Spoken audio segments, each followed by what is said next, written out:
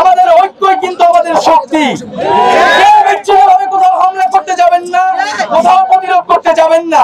আমরা শান্তিপূর্ণভাবে আজকের ঐক্যবদ্ধ হবে। আমাদের যে বিক্ষোভ সমাবেশ, সেই সমাবেশ আমরা পালন করব শহীদ মিনারে এবং আমাদের বন্ধের আহ্বান জানাবো। আপনারা আসুন, প্রয়োজনে আমরা আপনাদের হল গেটে গিয়ে নিরাপত্তা দিয়ে নিয়ে আসবো।